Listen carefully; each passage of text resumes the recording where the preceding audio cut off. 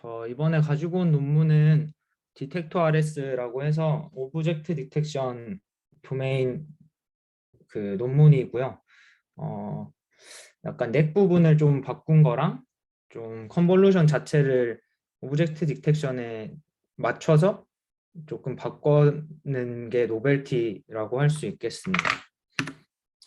저희가 오브젝트 디텍션 한 번도 뭐 논문 이거 리딩을 같이 한 게 없어가지고 괜찮지 않을까 싶었고, 오브젝트 디텍션이 생각보다 안 해보면 또 어렵더라고요. 저도 최근에 다시 보기 시작했는데, 그래서 오브젝트 디텍션을 일단 대충 보고 시작하겠습니다. 아시다시피 뭐 처음에 RCNN부터 시작을 해서 이런 식으로 패스트 RCNN, 페스터 RCNN 이런 식으로 진행이 됐는데요. 페스터 RCNN부터가 사실 진짜죠. 저희가 엔드투엔드로 학습이 정말로 되기 시작한 게 이때부터여서, 이거가 나오고 나서 이제 원스테이지, 욜로 같은 것들도 나오고, 네, 이렇게 발전하다가 저번에 뭐 발표해 주신 뭐 스윈 트랜스포머까지 이렇게 발전이 되고 있습니다.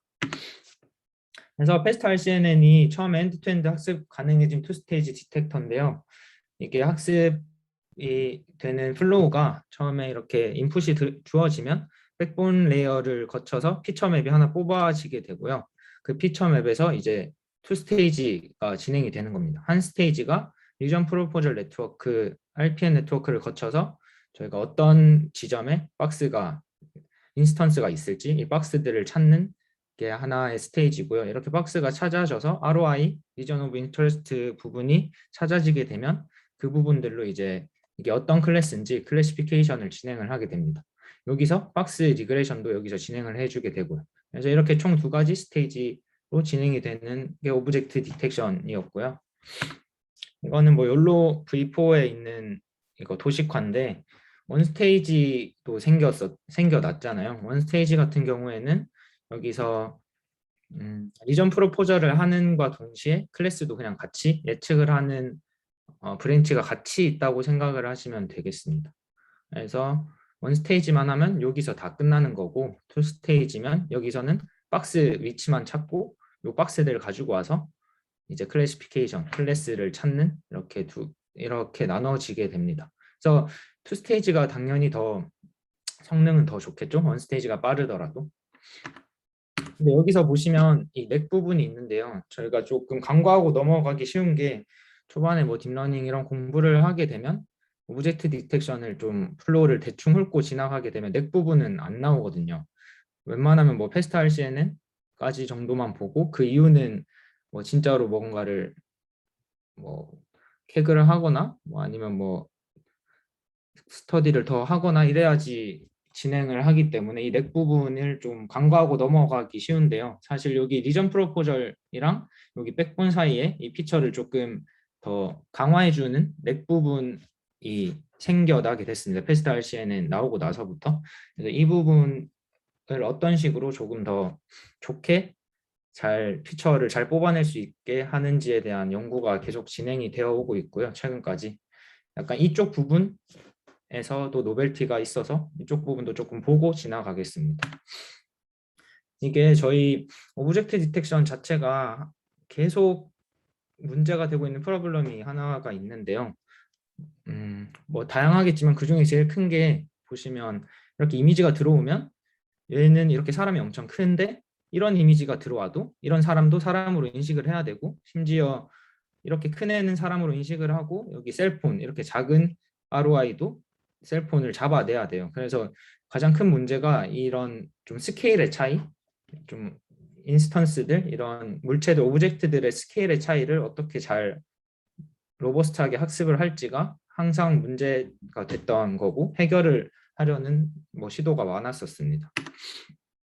그래서 조금 거기 그 문제를 해결하려고 하면서 넥이 나오게 됐는데요. 그 넥 부분이 처음에 도입이 시작된 게 FPN이어서 피처 피라미드 네트워크부터 시작이 됐는데요. 보시게 되면 여기 오른쪽 밑에 얘가 피처 피라미드 네트워크예요. 그래서 뭐 다양한 방법이 있겠죠. 저희가 만약에 큰 물체랑 작은 물체를 둘 다 잡고 싶으면 그냥 이미지를 이렇게 사이즈만 줄여서 이미지 스케일만 줄여서 같은 모델에 집어넣으면 사실 작은 물체도 탐지를 할 수 있고 큰 물체도 할 수 있고 이런 생각을 할 수 있을 거고, 이게 오른쪽 싱글 피처 맵이 이거 FPN이 나오기 전에 그냥 진행이 되던 방식, 그러니까 이미지가 하나 들어가면 그냥 피처 백본을 끝내고 나서 제일 끝에 있는 레벨의 피처 맵으로 프레딕션을 하는 이런 방식이었는데, 이거를 좀 스케일에 로버스트해지기 위해서 좀 다양한 생각을 하게 됩니다, 사람들이. 그래서 처음에 생각을 한 게 이렇게 한 백본에서 중간중간 레벨의 피처 맵을 뽑아와서 프레딕션을 각각에 다 쓰면 어떻겠냐라는 생각도 하게 되는데요. 근데 여기서의 문제점이 있겠죠. 그 문제점이 여기 같은 경우에는 정보가 확실히 더 부족하잖아요, 로우 레벨 피처 맵은. 그래서 그런 점들을 어떻게 해결할까 하다가 이렇게 정보를 좀 섞어주자 해서 넥이 나오게 됩니다. 그 중간 과정 보시게 되면 이거는 좀 FPN보다 나중에 나온 논문에서 그냥 그림 가지고 온 건데 좀 비주얼라이징 잘해 놔가지고 가지고 와봤어요. 보시면 이게 피처 맵 레벨이 높을수록 이 오른쪽이고 여기가 낮은 레벨이거든요. 보시면 그림에서 여기 신호등이랑 뭐 사람이랑 생각을 해보면 신호등이 훨씬 더 쉬운 객체잖아요. 좀 정보가 많이 필요 없는, 사람에 비해서는 덜 복잡한. 그래서 좀 로우 레벨에서도 신호등이 이렇게 액티베이션이 잘 되는 걸 보실 수 있는데, 사람 같은 경우에 액티베이션이 잘 안 돼요. 근데 하이 레벨로 갈수록 이렇게 사람도 액티베이션이 되는 걸 보실 수 있죠. 그래서 여기서 하는 말은 이 레벨별로 할 수 있는 그런 가능할 수 있는 정도가 다르고 그런 정보들을 좀 섞어줄 필요가 있다라는 얘기인데요. 그래서 FPN에서 처음에 넥을 구성을 한 게 그거예요. 이게 다양한 스케일을 잡고 싶어서 이 사이사이에 있는 피처 맵도 사용을 하고 싶은데 우리는 요 밑에를 쓰려면 너무 시멘틱 정보가 부족하다, 인포메이션이. 그래서 이 맨 위에 있는 시멘틱 정보가 많이 있는 얘를 밑에다가 합쳐주자라는 생각에서 나오게 된 거고요. 그래서 이쪽 피처 맵에 그냥 얘를 합쳐주고 또 얘를 또 밑에 합쳐줘서 얘네들 각각 이렇게 다 쓴다고 생각을 하시면 되겠습니다. 보시면 그냥 그냥 업샘플링을 해서 더해주는 원바이 원 컨볼루션으로 여기는 오고, 별 큰 건 별 좀 특별한 건 없고 연산 과정은 그냥 이런 식으로 위에 있는 정보들을 인포메이션을 얘네들도 다 가질 수 있게 해줘서 이렇게 했더니 확실히 더 잘 하더라라는 겁니라는 얘기였습니다. 그래서 그 이후에 이런 넥이 한번 생기고 나서 다양한 좀 연구들이 진행이 됐는데요. 그 다음이 PA 넷인데, 그리고 이 넥이라는 용어는 저도 언제부터 시작됐는지 모르겠는데 이 PA 넷부터도 넥이란 용어가 안 나왔더라고요. 근데 뭐 하여튼 넥이라고 부르는 것 같아요. 이쪽 그 사이 부분을, 그 백본이랑 RPN 사이 부분을.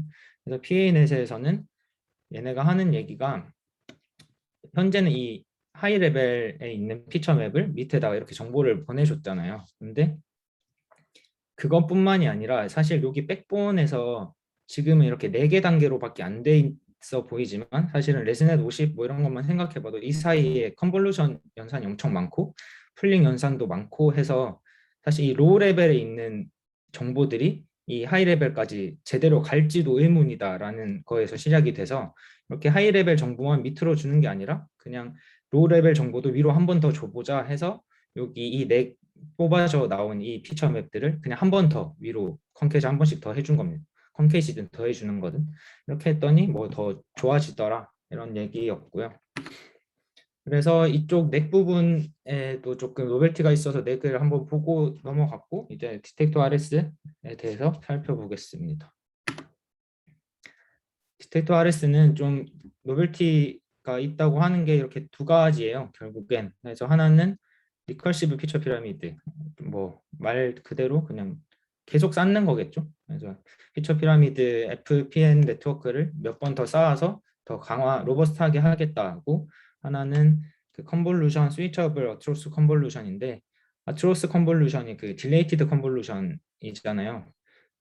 많이 아실 텐데 이렇게 3x3이 아니라 한 칸씩 띄어서 할 수 있는 컨볼루션이고, 그래서 백본에서 3x3 결론은 백본에서 3x3 컨볼루션을 다 자기들이 만든 이 SAC 스위처블 아트로스 컨볼루션으로 바꿔서 진행을 했더니 더 잘 되더라 라는 얘기입니다. 그래서 디텍션에 조금 더 맞게 좀 스케일에 로버스트 할 수 있게 컨볼루션을 새로 구성을 해서 했더니 더 잘 되더라 라는 얘기였습니다. 그래서 이거 왼쪽에 있는 리커시브 RFP부터 보시면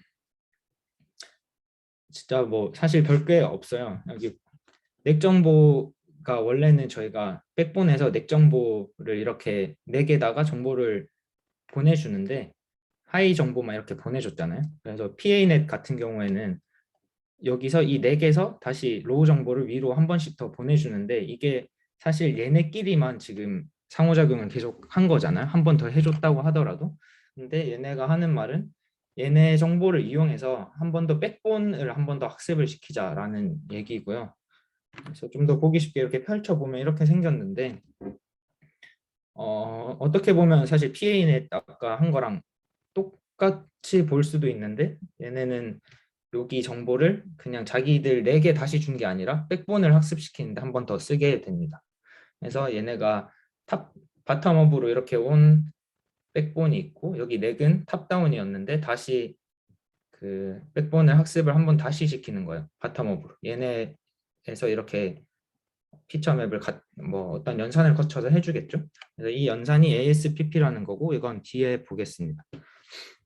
그리고 이렇게 해서 섞어주고 또 나중에 스킵 커넥션으로 여기 퓨전도 한번 해주니까 더 잘 되더라. 그래서 이거를 여러 번 하고 싶은 만큼 리커시브하게 하면 된다라는 얘기고요. 여기서는 디폴트로 그냥 딱 이렇게 2번만 해서 실험을 진행을 했었습니다.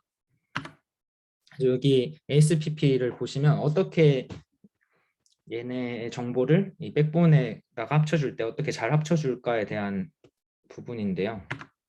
여기도 아트로스 컨볼루션을 사용을 하는데 막 엄청 특이한 건 없고 그냥 좀 다양한 스파셜 정보를 보내주기 위해서 그냥 원래 기존 채널 수가 n이면 다 4분의 1n, 4분의 1n으로 이렇게 줄여 나가는데 하나는 원 바이 원 컨볼루션으로 그냥 풀링해주고 하나는 레이트 6이면 이게 레이트가 트로스를 얼마나 스트라이드 얼마나 해줄까여서 엄청 크게 더 훨씬 더 큰 컨볼루션을 보는 거겠죠. 그래서 6만큼 더 크게 봐서 또 하나 만들고 또 12만큼 이런 식으로 18만큼 해서 이거를 그냥 ASPP로 해서 하나의 컨캣을 해줘서 이거를 정보를 백본으로 전달을 해줬다고 해요.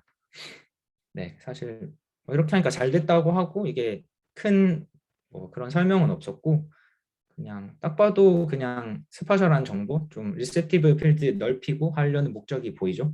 좀 스케일을 좀 로버스트해지게 하려고 그렇게 했다고 하고, 네, 그래서 이게 어블레이션 스터디를 한 건데요. 보시면 이게 RFP 얘네가 주장하는 딱 2번만 이렇게 진행을 한 게 이런 결과인데 베이스라인에 HTC라는 모델을 썼고 여기서 RFP를 쓰니까 이만큼 더 성능이 좋아진 걸 보실 수 있고요. 여기 쉐어링 같은 경우에는 이게 그런 생각이 드실 텐데 당연히 이렇게 하면 엄청 코스트가 높잖아요. 인퍼런스도 그렇고 뭐 항상 뭐 트레이닝 과정도 엄청 시간이 오래 걸리게 될 텐데 그것 때문에 아마 실험을 한 것 같아요. 여기 백본을 여기서 같은 그냥 쉐어하는 웨이트를 써서 실험을 해봤더니 이것도 뭐 코스트는 줄어들었지만 더 좋아지긴 하더라라는 얘기를 해주려고 이 실험을 하나 했던 것 같고 그래서 여기 쉐어링은 그냥 백본 웨이트만 공유하는 얘네들은 아니고 그거라고 보시면 되고 여기 ASPP는 여기서 금방 봤던 여기 넥 부분의 피처를 백본으로 넘겨줄 때 ASPP를 안 쓰고 그냥 풀링을 하면 더 성능이 떨어지더라. 그래서 SPP가 더 쓰는 게 맞더라라는 얘기고 여기도 스킵 커넥션으로 퓨전을 해주니까 더 좋아졌고 여기는 2번이 아니라 3번 리커시브를 하니까 확실히 더 좋아지더라. 그래서 그것도 하이퍼 파라미터가 되겠죠. 사실 전 이거 보고 큰 노벨티가 없다고 생각을 하긴 했는데 계속 그 PA넷에서 하는 거나 뭐가 다른가 싶기는 했는데 그냥 백본 자체를 한 번 더 학습시킨다는 게 좀 그 당시에 없었던 얘기여서 그랬던 것 같습니다. 그 다음에는 여기 귀여운 문어 그림이 있는 스위처블 아트로스 컨볼루션에 대해서 보겠습니다. 논문에서 얘기하는 게 effective technique to enlarge the field of view of filter라고 하는데, 이거의 목적이 보시게 되면 그냥 그림으로 이해를 하면 그냥 당연히 컨볼루션을 할 때 이렇게 3x3만 보는 것보다 이렇게 아트로스로 크게 보면 또 보이는 그 리셉티브 필드가 다르다 보니까 정보를 가지고 갈 수 있는 양이 다를 거잖아요. 그래서 얘를 가지고 가서 이득을 볼 수도 있고 얘를 가져가서 이득을 볼 수도 있는데, 그 사이를 좀 웨이트를 조절을 해가면서 둘 다 좀 정보를 챙겨보자 하는 게 얘네들의 얘기고요. 그래서 보시면 일반 컨볼루션, 여기 아트로스 하는 스트라이드인데요. 1이면 일반 컨볼루션이어서 일반 컨볼루션들을 그냥 여기 앞에 웨이트들을 줘서 그냥 일반 컨볼루션 얘랑 아트로스 한 거랑 더해서 쓰겠다 해서, 아까 말씀드렸다시피 결론적으로 레슨넷에 있는 3x3은 다 이걸로 바꿔서 실험을 했습니다. 얘네가. 그래서 아까 여기 조금 보기 좋게 이렇게 그림을 그려놨는데 사실 내부가 이렇게 생겼더라고요. 그래서 보시면 총 4가지 정도 실험을 진행을 했는데요. 여기가 글로벌 컨텍스트를 추가해주는 부분이 있고 양쪽 앞뒤로, 그리고 중간에 이렇게 스위처블 하는 부분이 있어서 하나씩 보겠습니다.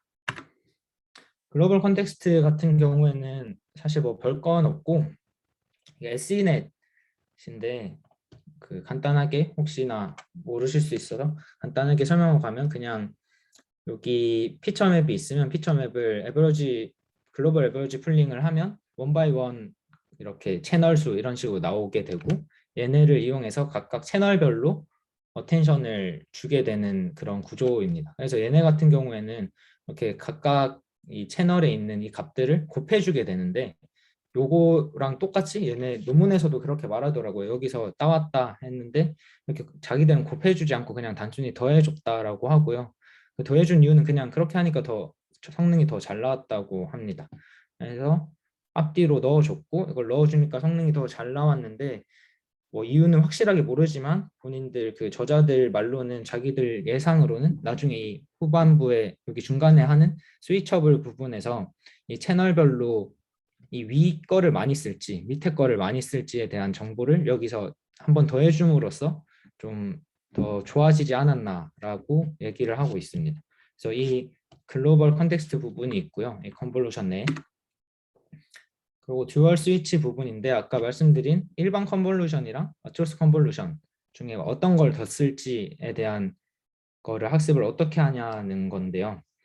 보면 여기 S를 곱해주는 게 보이시는데, 여기는 두 개 합이 1이잖아요. 그래서 좀 웨이티드를 해서 서로 합이 1이 되게 하는 게 최종인데, 실험을 이렇게 두 개를 다 해봤대요. 이렇게 S1이랑 S2를 각각 학습을 해서 좀 인디펜던트하게 한 거랑 이렇게 두 개 합이 1로 한 거랑 해봤더니 얘가 더 좋아서 이렇게 얘를 썼다라고 그냥 하고요.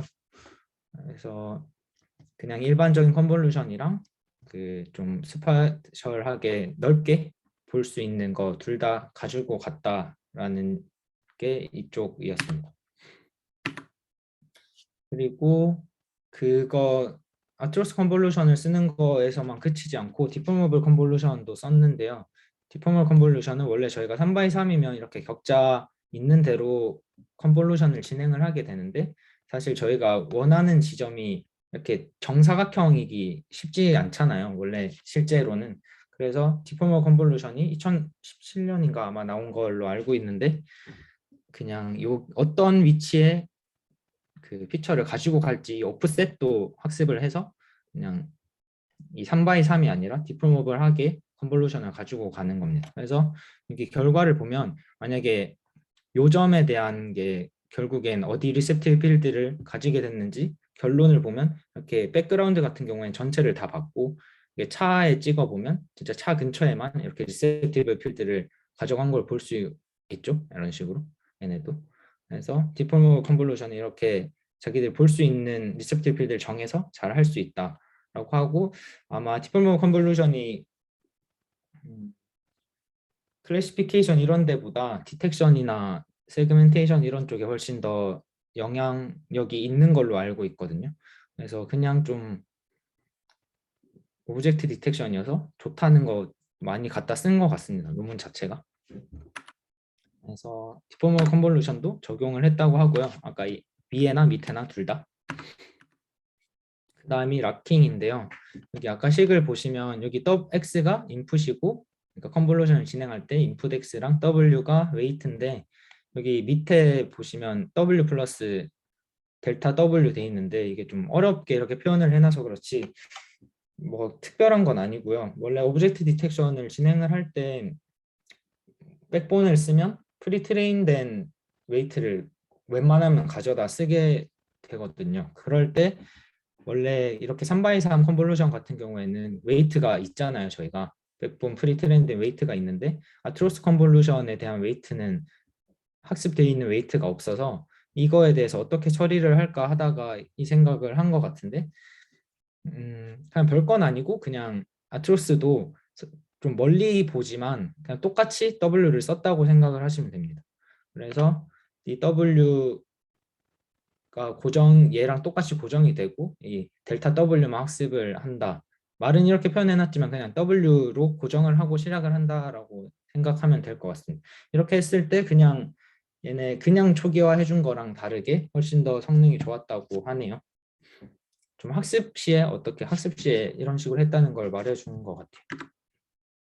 그래서 이쪽 SAC라고 부르면 되겠죠. SAC 부분에서 어블레이션 스터디인데 보시면 SAC를 쓴 게 일반 그냥 베이스라인보다 훨씬 더 일단 성능이 좋은 거 보실 수 있고 여기 디폴모브 컨볼루션 안 쓰면 떨어지고 또 뭐 글로벌 이게 뭐였죠? 네, 글로벌 컨텍스트를 쓰는 게 더 성능이 좋았고 그리고 락킹을 해서 여기 아트로스 컨볼루션도 그 프리트레인 웨이트를 쓴 게 더 성능이 미쳤고 그리고 얘가 듀얼 아까 1-s랑 s 말고 인디펜던트하게 했을 때 성능이 오히려 떨어지더라. 그래서 그냥 합의 1로 하는 걸 채용했다라고 하고 있습니다.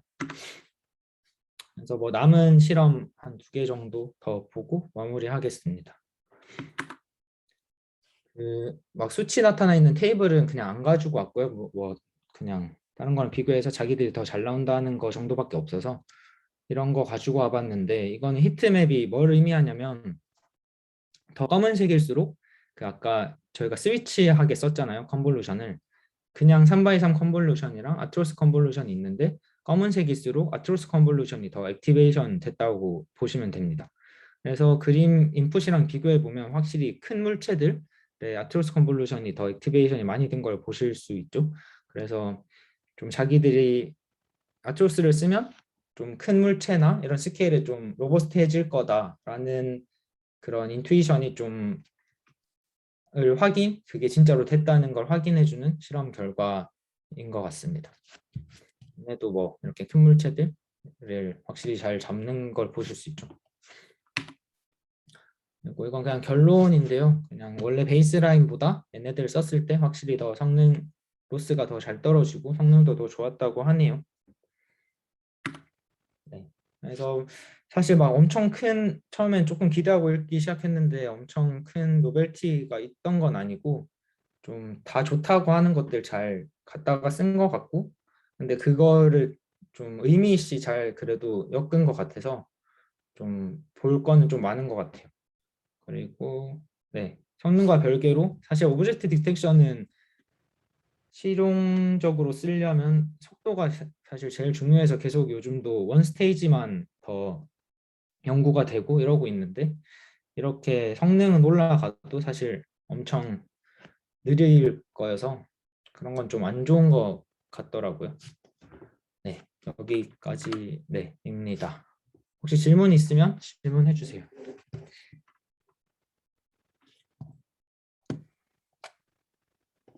저 질문 해도 될까요? 네, 일단은 오브젝트 디텍션을 말씀하신 것처럼 처음 빅러닝 공부할 때 하고 이제 거의 안 했는데 이렇게 또 논문을 들고 와주셔서 되게 재밌게 들었고요. 혹시 구조 있는데 좀 잠깐 보여주실 수 있나요? 전체 구조. 네, 여기. 여기요? 네, 네네. 네네. 이게 그 ASPP가 네, 아트로스 레이트를 최대 18까지 쓴다고 하셨잖아요. 네, 네. 그러면은 어 되게 그러니까 전체 그 뭐라 그래 리셉티브 필드의 크기가 엄청 커질 것 같은데 저기 맨 위에 있는 제일 작은 피처맵 사이즈가 어느 정도 되는지 알 수 있을까요? 얘요? 네. 그건 모르겠네요. 아, 근데 다시 보니까 네. 18이 아닌 것 같아요. 그런가요? 네, 너무 커요. 네. 13, 저도 그래서 136인 것 같아요. 136. 136이요. 네. 아, 그러면 얘를 다 컨캣을 채널로 컨캣을 한다고 하셨잖아요. 네, 네, 네. 그러면은 이 패딩에서 사이즈를 다 똑같이 만드는 거죠. 처음에 이제 컨버루전 하기 전에. 어, 사이즈가 그 피처 맵 HW 사이즈 말하는 건가요? 아, 아트로스 레이트랑 그 아웃풋 사이즈랑은 상관이 없군요. 이거는 제가 잘못 생각했네요. 아, 네, 저도 처음에 아트로스 그렇게 레이트가 생각했는데, 커지면, 네, 네. 그게 아닌 것 같더라고요. 네. 그래서 패딩을 해주긴 하겠죠, 당연히. 처음에. 아, 네. 맞추긴 해야 되니까. 그냥 컨볼루션도 아, 패딩 안 네. 해주면 사실 사이즈 달라서 패딩을 해주긴 네네. 할 것 같아요. 아, 네. 그리고 하나 질문이 더 있는데 그 표 있는데 좀 보여주시겠어요? 네. 그 네, 여기서 ASPP랑 퓨전을 둘 다 뺀 실험 결과는 혹시 없나요? 네, 없어요. 위에 거에서. 네. 네, 없어요, 없어요. 이게 다예요. 얘네들 아, 그냥 이렇게만 했더라고요. 전체 경우를 다 한 건 없고 딱 이 정도만 했어요. 음, 여기에 RFP에서 ASPP랑 퓨전을 둘 다 빼면은 그 처음에 말씀하신 그 뭐지? 이거랑 비슷하게 생긴 걔랑 아예 얘는 똑같은 게 되는 건가요? 아니요, 아니요. 그게 처음에 헷갈릴 수 있는데 얘는 요거를 가지고 와서 인풋에서 백본을 새로 학습시키는 거예요. 그러고 PA넷은 보시면 여기는 아, 얘는 유네처럼. 얘는 얘만 쓰는 거예요. 얘랑 얘랑 더하는 거예요. 얘랑 얘랑 더하는 거고 얘랑 얘랑 더하는 거고 얘는 그냥 처음에 그냥 가져가는 거고 딴 거랑 안 더하고. 근데 백본 학습시키면 백본에서 오는 게 있겠죠? 여기 이쪽 플로우가 없다고 보시면 돼요. 얘는 아, 네. 백본인데 얘는 그냥 렉을 한 번 더 학습시키는 거고 쟤는 백본을 한 번 더 학습시키는 거예요. 아, 저는 뭔가 그거를 하나씩 빼볼 거면 둘 다 뺀 결과도 뭔가 있어야 될 것 같았는데 그게 없는 게 조금 의문이긴 하네요. 네, 그게 있으면 조금 더 확실할 것 같기는 한데 근데 두 개가 그렇게 영향이 없을 것 같기도 해요. 봤을 때 아닌가? 아 근데 맞아요. 저도 그런 것 같아요. 두 개가 같이 있어야 될 것 같아요. 왜냐하면 얘가 ASPP 자체가 좀 특이하게 이렇게 컨캣해서 써서 그래서 이거를 퓨전을 한번 해준 게 좀 크다고 생각을 하긴 하거든요. 저도 원래 그냥 피처 가지고 오는 게 두 개 같이 빼는 게 있어야 될 것 같긴 하네요. 저는 이거를 둘 다 빼봐야 된다고 생각하는 이유가 그래야 얘네들이 제안한 이 구조 자체도 어느 정도 성능을 높여줄 수 있다. 이런 거에 대한 좀 근거가 될 것 같아서 그렇게 생각을 했습니다. 네, 저는 질문 끝입니다. 네.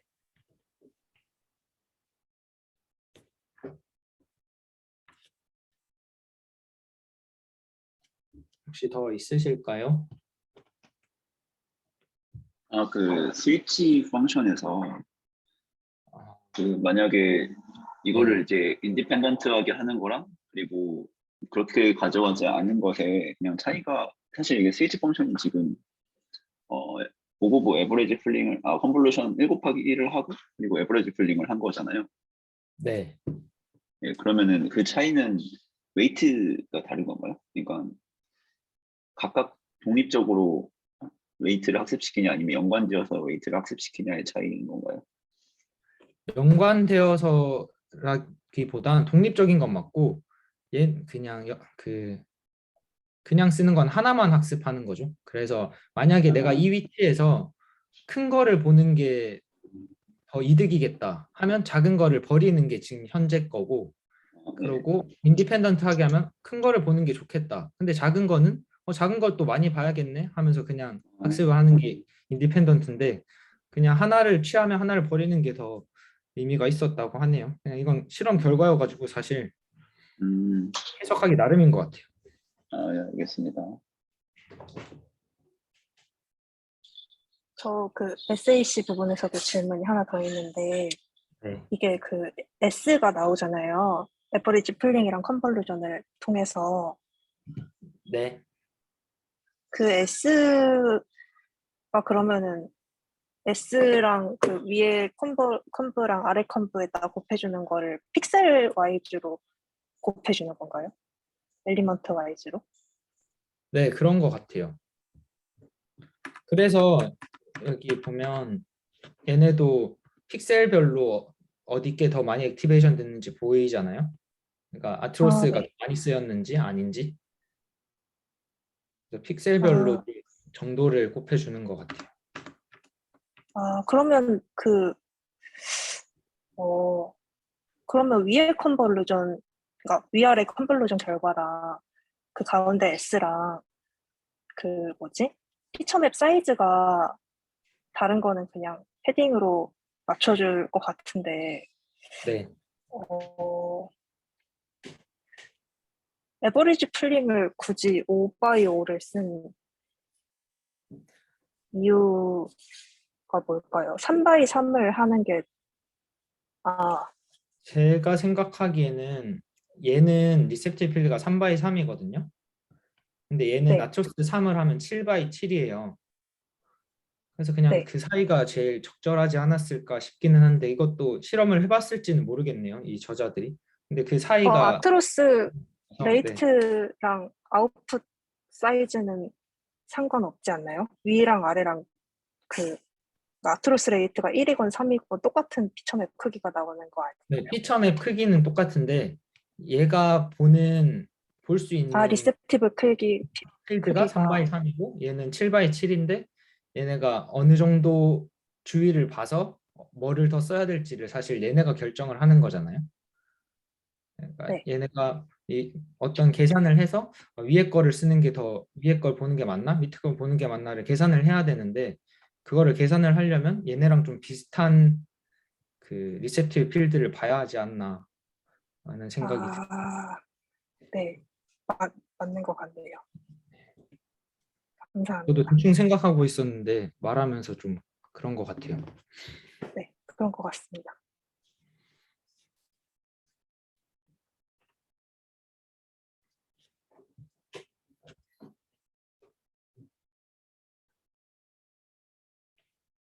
혹시 더 있으신가요?